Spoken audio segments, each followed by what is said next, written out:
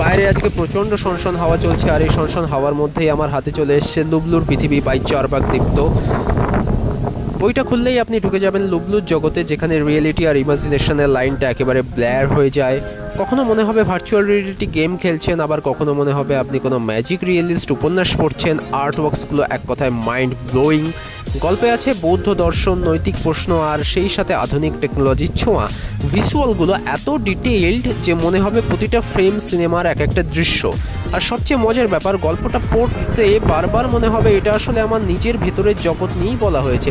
আর এইখান থেকে আমার নিজের ব্যক্তিগত ইন্টারপ্রিটেশনে একটা জিনিস উঠে এসছে, যেটা হচ্ছে দ্য থিম অফ সলিপসিজম, যেটা আমি পড়ে দেখেছি যে এর মধ্যে আমি ওটাও খুঁজে পেয়েছি। তো আমার পার্সোনাল এক্সপিরিয়েন্স বলি, প্রথমে 10 মিনিট বইটা আমাকে টেনে নিয়েছিল। প্লট যত এগিয়েছে ততই মনে হয়েছে এই বই শুধু পড়া যায় না, ফিল করতে হয়। অনেক সময় মাথায় প্রশ্ন এসছে যে যেটাকে আমরা বাস্তব বলি সেটা আসলে কতটা রিয়েল। লুবলুর পৃথিবী হচ্ছে সেই বই যেটা আর্ট, ফিলোসফি এবং স্টোরি টেলিংকে একসাথে বেঁধেছে।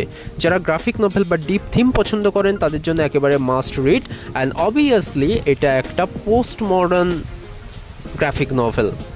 তো আমার রেটিং হচ্ছে 10-এর মধ্যে 9.5, বাকিটা আপনাদের ওপরেই ছাড়লাম।